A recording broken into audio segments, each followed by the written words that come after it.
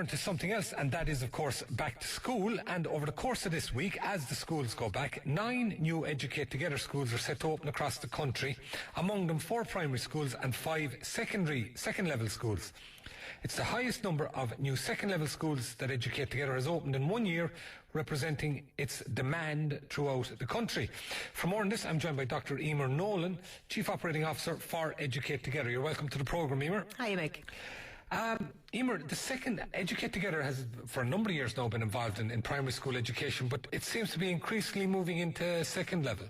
Yeah, we opened our first second level schools in 2014 and we're opening 5 today actually. So we had first year pupils for the first time today in schools in Cork, Dublin and Wicklow.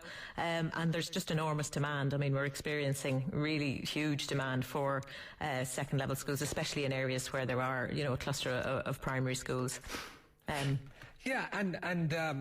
Obviously, it's a big move, the whole second level. I should declare a slight interest. I was involved at an early stage in campaigning for one particular school on the north side of Dublin, but a school did open there actually today. It's today, didn't it? Educate Together, they opened it. Is it joint patronage with the Education Training Board? With City of Dublin ETB, that's right. So, that school will serve, in that area there'll be about 6 really Educate Together primary schools and, enormous demand going back over 10 years really for a second level option. It's proved quite difficult, as it does in many areas. These schools don't open easily. Anything up to 8 or 9 years of campaigning, by which time, of course, parents have moved on and children have had to go on to second level. But in the end, we're particularly delighted to be working with the ETB in that area, because obviously, they bring their strengths and their resources to the school, and obviously what the parents want and what the demand is for an Educate Together model at second level for people to carry on to. But actually, interestingly, in that school, over half of the enrolments are coming from people who don't have their children in Educate Together primary schools. So there is demand for this, I suppose, new way of learning, the kinds of innovation and so on that we're implementing in our second level schools from beyond the Educate Together network. And when you talk about second level schools, what kind of big differences would there be than you would see in the traditional second level schools? Well, I suppose our blueprint for Educate Together second level schools, which came out in 2009, it outlines a model of education which really engages the student. I suppose that's at the core of it, because of course one of our core principles is that we're student centred. So, in order to do that, the emphasis is very much on cross-curricular learning. Kind of the learning is very much relevant and applied, so that, it focuses on what students need really for, modern Ireland. Sorry, would that not be the case with all patronages, surely, in this day and age? Our blueprint draws on good practice from schools in Ireland, as well as, international best practice. So yes, we would be implementing some good practice that we find in different places. I suppose the advantage of a brand new model and then a brand new school within that is, you're not kind of trying to relearn or recreate, change cultures and so on. So with a blank slate, you can go in there, you can really take the student voice seriously for a start. So, our schools, it's a very democratic model. There's a lot of consultation with parents and with students. You can take on board as well, the very latest in terms of technology. You can implement that from the start, and you can draw on, research which shows, how to engage students, how to make learning really exciting, and how to, really make sure that every single student reaches their full potential, whether that's academically or socially or personally. But I suppose, most of the parents who are actually campaigning for our schools, it's very much about the equality-based model that we operate. So, every single individual in the school community is guaranteed equality of esteem, and that means that, their rights are respected in every way. And also they follow an ethical education curriculum, through which, they're learning, their moral and spiritual development is supported. They're learning ethics, they're learning about religions from around the world, and they're developing, really, really important skills in terms of intercultural education, intercultural communication, their critical thinking skills. They're being taught to ask questions in a researched and intelligent way.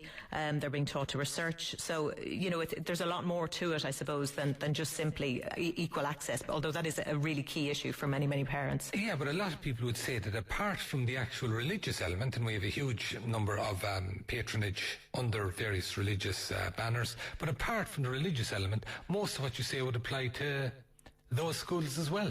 Yeah, and as I say, we work with other schools and other school models, and we draw on lots of good practice from there. Again, the blank slate is really helpful in terms of really pushing the boat out and really testing the limits of what can be achieved. I suppose it's different things for different people. So for students, for example, that I was talking to in Cork this morning, lots of them were saying to me, look, we love that we can wear our own clothes. It's really important to us as young people that, we can express ourselves. So we love that element of it. For some of the teachers, they really love... A lot of parents wouldn't like that element of it, I think. Absolutely, but then I suppose a lot of our parents, and I suppose that's an interesting element of the model, is that, it's consultative, it's democratic, and, there will be, I'm sure, long conversations around dress code and around, what is appropriate for school and so on. But that's really important to the students, and it's important to listen to what students feel, because if students aren't happy, if they're not comfortable, if they don't feel that their voices are being heard and that their rights are being respected, they don't learn. I mean, the research is really clear on that. If you're happy in school, you will learn better.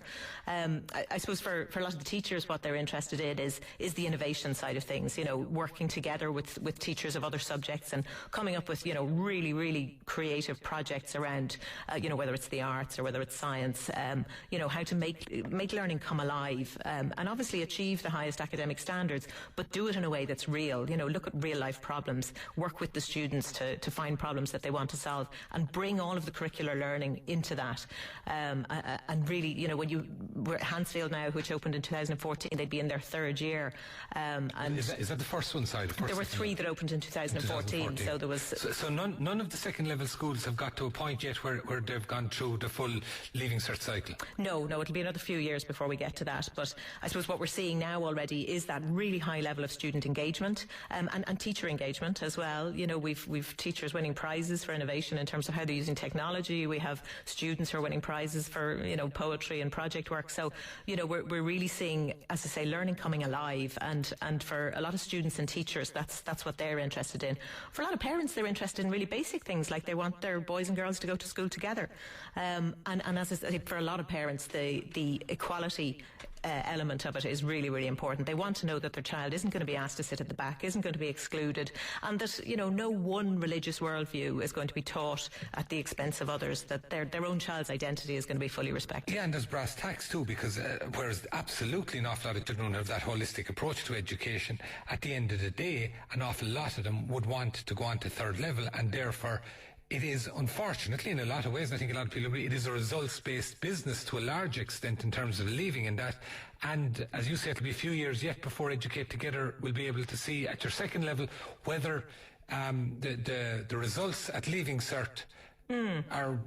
No, and that's obviously a huge focus. I mean, it's a student-centred approach. It is the job of the school to ensure that the student reaches their full potential. So, that is the main focus, that, whatever that potential is, that it is reached. But the research is really, really clear on this. I mean, the first thing the research shows is, the backwash effect of constant exam preparation is so damaging to teaching and learning. It's a very small proportion of students who tend to excel. And, the NCCA have looked at this over 10 or 15 years, and, the evidence is really clear that, we need to start making learning more engaging for students. And the other thing that the research is very clear on is, if you teach in this integrated way, if you really support students learning in a very holistic way, looking at things like problem solving and all of those other really important lifelong learning skills, they will do better academically as well. You don't have to do 13 subjects at Junior Cert to do well in the Leaving Cert. And I think, in fairness, the Department of Education, in their efforts to bring a new Junior Cert cycle, accept that as well, and they're hoping to move in that direction for all schools, I think, as well. They are, and there's reform happening in schools right now. There's really, as I say, when we were developing our model, and the teachers that are coming to us, they're coming to us from schools. There are schools all over the country who are trying new things and who are introducing new and better ways of learning. As I say, the huge advantage that we have is we have the blank slate, we have full commitment, and we have a shared vision which really places the student at the centre of the whole learning experience. Okay, and we saw last week now, I think it was up in County Mayo, where we're as around the country, the whole divestment process in terms of the religious patronage that's underway, apparently very slowly. But one councillor, in objecting to Educate Together taking a premises in Castlebar, I think it was, he described Educate Together in terms of a patron as being elitist. That's right, and I suppose we have to thank Councillor Durkin because he has raised awareness of that school in a way that we weren't able to. I mean, actually what we've experienced in Castlebar since those remarks has been overwhelming support. I mean, the school has had so many messages of support, and, you know, it is notable. Is that perception out there, though, Emer? Of elitism? Yeah. Well, it is, and it has been since the early days, because to open a new school is an enormous task. You know, it takes huge resources to get a new school open. So from the earliest Educate Together schools in the 1970s and the 1980s, it was very difficult to get them open. So yes, when there were very few, they did tend to be in areas where parents had the resources to get them up and running. But, you know, recent history shows that actually Educate Together is probably the most inclusive network. You know, a higher proportion of our schools are disadvantaged schools than any other sector. We have a higher proportion of specialist classes for children with autism and children on the ASD spectrum. You know, the model is inclusive. Everyone is respected. You know, our equality guarantee is it's not just about religion. Every individual, no matter what their social, cultural or religious background, is equally respected and supported to reach their full potential. So, you know, I suppose it's ironic to us to hear such an accusation, but it's also understandable. You know, historically it was very difficult to get the schools open. I mean, what we find in areas like, say, you know, Lucan, where there are six Educate Together primary schools, you know, where things have been done, like opening maybe a Catholic and an Educate Together school at the same time. You know, everyone has equal access. It's a perfect option. You know, there's no accusations of elitism there. You either choose the Catholic school or the Educate Together school, you know, according to your own wishes. And some of the Catholics choose Educate Together schools and some of the non-Catholics choose Catholic schools, and there's choice and it's fair. I suppose, Councillor Durkin, in Mayo, it has been slow to get the first schools open. So the first Educate Together school in Mayo only opened 2 years ago in Newtown White. So, you know, you do find sometimes that where there isn't awareness of the model, there can be, you know, I suppose gaps in understanding. But we have invited Councillor Durkin to come and visit one of our schools, and we hope he'll take that up. Yeah, well, there's certainly raised awareness about it in Mayo anyway, no doubt about that. Now, as you say, I mean, you've a number of new second-level schools. You're still expanding at primary level. Educate Together, I mean, it was a nice little body at one stage. Can it get too big? Well, absolutely not. I mean, the demand is certainly there, and I mean, we're facing, as I say, unprecedented demand. There's kind of between 15,000 and 20,000 names on our pre-enrolment list at any time. The bigger you get. It does. I suppose that is the one challenge for us. And as I say, you know, opening any school relies on huge voluntary resources. It's campaigning parents, it's new principals who are overworked. You know, it's a really hard job to get a brand new school up and running from scratch.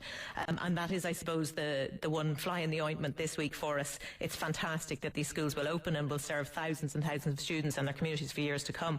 But I mean, we're so under-resourced to do that work. You know, in international terms, the grants that are available, you know, they don't match what's required in modern Ireland. If we are looking at achieving the kinds of objectives that are laid out in the programme for government, which are very welcome, you know, there's going to need to be more investment. Just to give you an example there, we opened a primary school in England, in Bristol, in 2014, and the standard government grant over there is upwards of £200,000 sterling. The grant for opening a new national school is €10,000. So, you know, there really is no comparison. It costs us around €60,000 to open a primary school, and the government grant is £10,000. So that's something we are addressing with the Department of Education and Skills. But, you know, the type of demand that's there and the type of growth that is going to happen over the coming years, that really needs to be addressed. Okay, interesting times ahead. Dr. Emer Nowlan, Chief Operating Officer at Educate Together, thank you very much for joining us today. Thanks, Mick. Now, today is also a day that we're going to look back at a historical moment in the